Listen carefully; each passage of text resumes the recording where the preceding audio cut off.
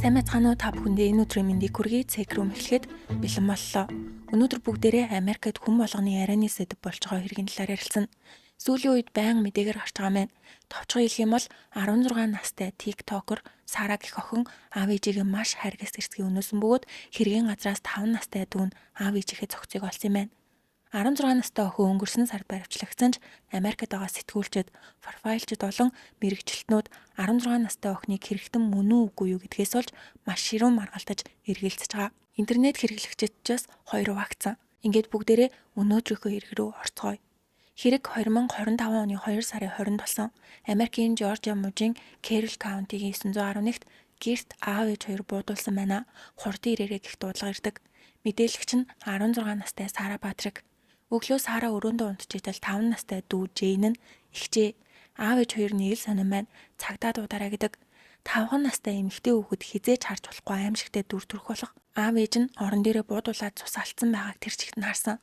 Аав Джеймс Брук 45 настай, ээж Кристин Брук нь 41 настай.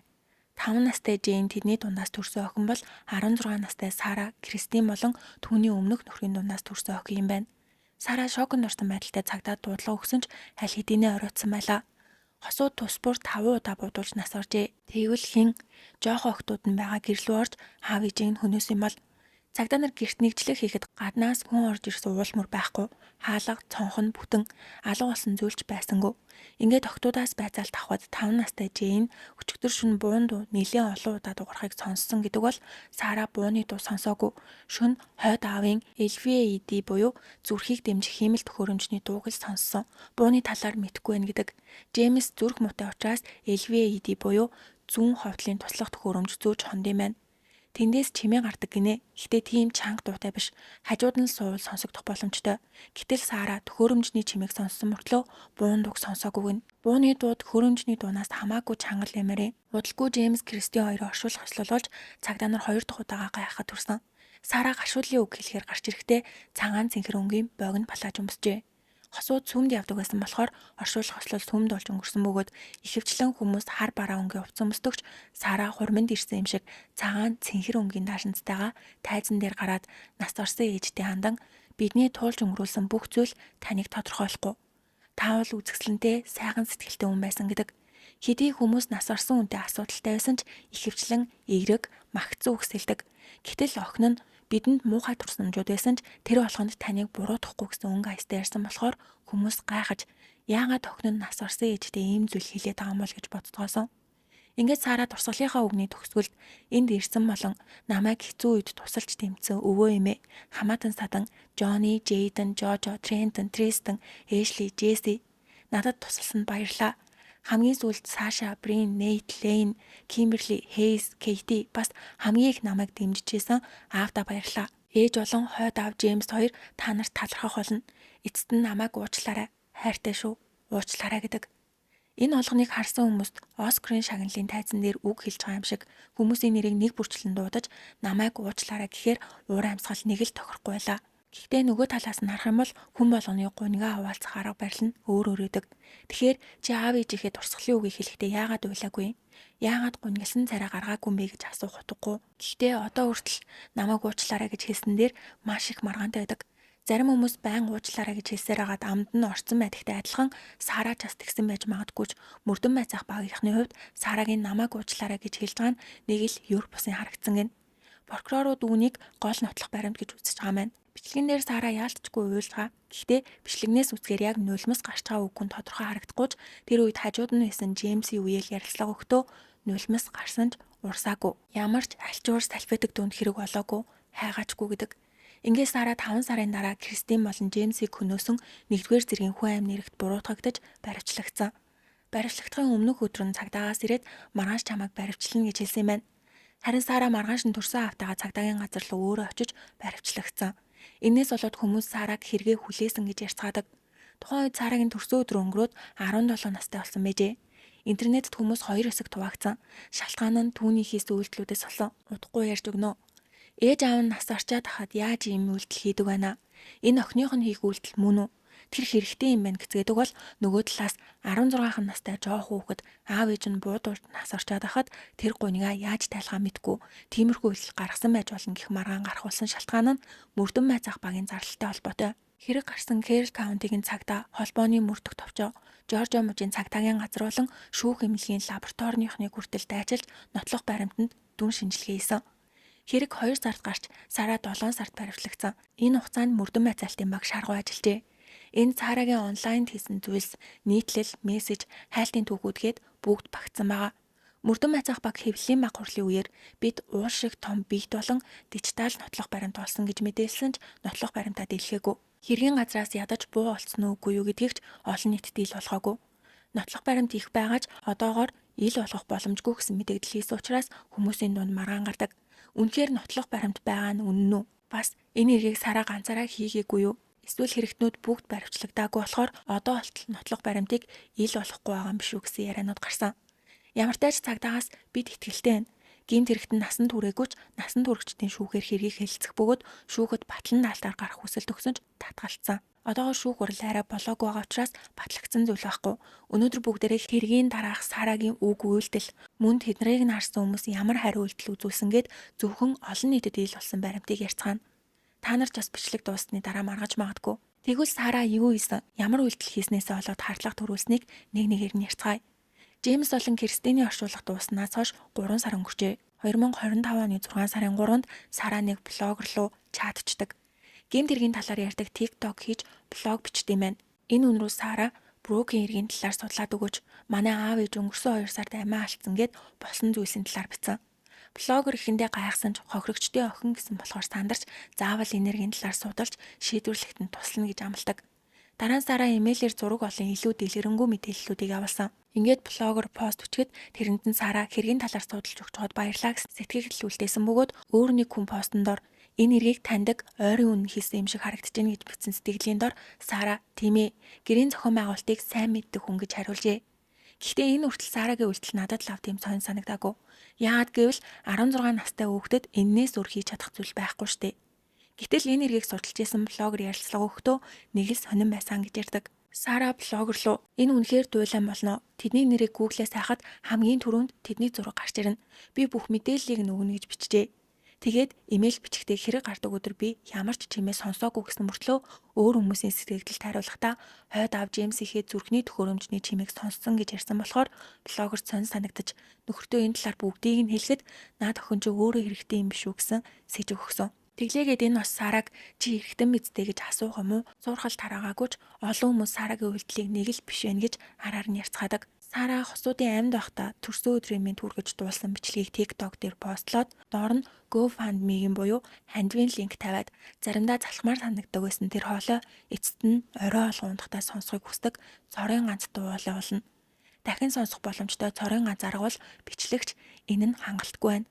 Надад зүгээр л ээж маань хэрэгтэй байна гэх бөгөөд өөр нэг постн дээр хойд ав болон ээжийнхээ зураг бичлэгнүүдийг эвлүүлж хийгээд дараа нь хэр их уйлсан бүүмэд сормосных нь будаг урдсан байдалтай бичлэг хийж TikTok-д оруулаад лайв хийн ард нь төгөлдөр урын ая дэвсдэг.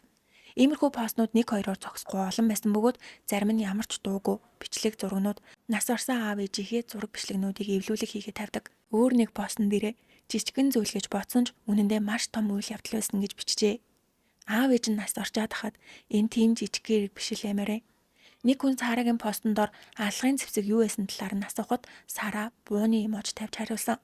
Энэ болгоныг бодит нотлох баримт гэж үзэхгүй ч харсан хүмүүс юу гэж бодсон бол бас та нар юу гэж бодож байна? Хүмүүс Сараг баривчлагдахаас өмнө пост бичлэгнүүдийг харсан бөгөөд зарим нь энэ жоохоо ээжигээ ямар их сансан болоод ингэж яахав дээ. Хэрэгтнийг хурдан барих хэрэгтэй гэдэг бол нөгөө хэсэг нь өөрийнхөө уйлжгаа бичлэгийг хийж байгаа хүмүүст хизээж битгий итэг гэдэг. Гэхдээ энэ хүртэл Сара баривчлагдаагүй байсан учраас хүмүүс түүнийг аав ээжигээ хөнөөсөн мэдтэй гэж дайрч давшилж буруутгаагүй. Зүгээр л сэжиг төдий байсан. Яагад гэвэл сүүлийн үед интернетэд өөрийнхөө сэтгэл хөдлөлийг илэрхийлж уйлжгаа бичлэгээ оруулдаг хүмүүс их болсон. Манад ч ихсэн хэд хэдэгч нар уйлаад байсан да. Иймэрхүү хүмүүс байдаг болохоор Сара ч бас эднэртэй адилхан би гунигтай байна гэд гунигтайгаа постолж уйлж ингээд уйлсан бичлэгээ оруулсан байж болох ч Сараг баривчлагдсны дараа TikTok хаягийг нь хүчээр устгасан. Гэтэл тэр бичлэгнүүдийг нь хадгалсан хүмүүс түүнийг баривчлагдваа үгүй юу бүгдийг нь ил болгосон бол нэгэн шинжээч гарч ирээд зурагтаар Ихэнх хүмүүс нулимс нь урссан бол өөрийн мэдлэггүй арчдаг. Сарагийн TikTok-т оруулсан бичлэг зурагнууд албаар сормосныхаа будгийг урсгаж, урссан чихтэн дарсан бөгөөд арчих боломжтой байсан ч арчаагүй. Эндээс дүгнэхэд энэ бол төрөлхийн мэдрэмж биш. Бусад хүмүүст харуулахын тулд хийсэн үйлдэл байж болно гэж тайлбарладаг. Сара оршуулах ажил руу явах үедээ селфи хийж тэрийг оруулсан бөгөөд огт уйлсан юм шиг харагдаагүй. Нулимсч байгаагүй. Тэглээгээд эднэр аллахын нотлого биш. Зөвхөн түүний хийсэн үйлдэлүүд нь. Хүн өөрийнхөө дотны хүмүүсийг алдаад хэтэрхий цочролд орж маш их гунигласан үед нулимс гарахгүй байх тохиолдолч байдаг гинэ. Ингээд бүр дараа нь бүх зүйл дууссаны дараа байхгүйг нь мэдэрч шаналж уйлж эхэлдэг. Ямар тач мөрдөн байцаах баг асар их нотлох баримт цуглуулсан гэсэн ч тэр талаар юу ч ил болоогүй. Харин мэдээгээр Сарагийн хувийн эд зүйлсээс дайрны урвал илэрсэн бөгөөд Google-ээс эцэг ихээ хөнөөх арга гэж хайсан тухай мэдээлсэн. Хэдийгээр нотлох баримтаа дийлгээгүй ч цагдаа нар насан туршаагүй охиныг ямар ч нотлох баримтгүй мөртлөө баривчлана гэж байх уу? Оршин суугчны хэлснээр Жоржиа мужийн Кэрол каунтигийн цагдаа нар мөрдөн байцаалт хийхдээ сайн биш гэдэг. Сарагийн талаас Джеймс Кристин хоёр хар тамхины 8 айдаг байсан. Тэрнээс нь болсон гэж бодож байна гэдэг. Хосууд марихуана зардаг байсан бөгөөд маш их хэмжээгээр олцсон. Мөн 1 сарын өмнө хэрэгт орооцолтож занал хийлт өртсөн юм байна. Нэг хүн буу бариад тэдний гэртэрч Джеймсийг алах гэж оролцсон. Гэхдээ хэн гэдг нь тодорхой болоогүй. Сарагийн төрсөн аав Даниэл гэрийн үүдэнд байх майдсан зургийг харуулад хин нэгэн гаднаас хаалга эвдлэх гэж оролцсон байна. Угаасаа тэд хар тамхи хэргэлдэг хүмүүстэй харилцаа муутай байсан. Миний охинд ямар ч буруу байхгүй гэдэгч тэр майдсан мөр яг хизээ гарсан.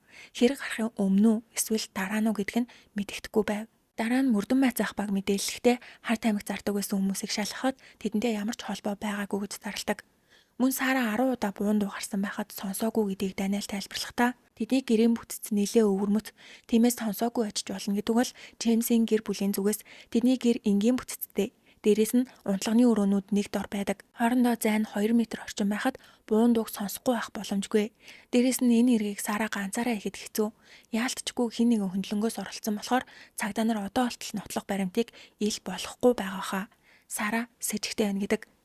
Тэгвэл үнэхээр Сараг хэрэгтэн гэж бодвол яагаад аав ээжигээ өнөөс юм бол ганцхан жилэл хамт амьдарчвал насан туршид биеэ дагаад явж болох байхад аав ээжигээ өнөөхөр хэмжээний тийм том асуудалтай байсан болов эсвэл сэтгцийн ямар нэг асуудалтай байсан болов хэргийн сэдлийн талаар янз бүрийн таамаг байгаа. Эхнийх нь олонний анхаарлыг татаж алдартай болох. Алуурчдын дунд ийм хүсэлтэй хүмүүс маш их байдаг гинэ. Сарагийн хувьд эцэг ихээ алдсан өрөвдөлтөй охин болж хүмүүсийн өрөвдөх сэтгэлээр дайландуулж дагагчаа нэмж инфлюенсер болох. Нас орсон Джеймсийн гэрийнхэн зарын утас тарааж мэдээлэл өгсөн үнд шагналын мөнгө амлаж хэргийг шийдэгдэхгүй өнгөрөөхгүй тулд мартуулахгүй тулд өргөдөл гаргаж илүү олон хүнд хэргийг мэдүүлэхийг хичээжсэн бол Сара бичлэг зурагнууд эвлүүлж ард нь ая дэвсжил оруулдаг байсан. Гэхдээ алдартай болохын тулд аав ээжигээ 5 удаа буудаж хөнөөнө гэдэг жоохон сонинтэй. Дараагийн таамаг нь хүчирхийлэл.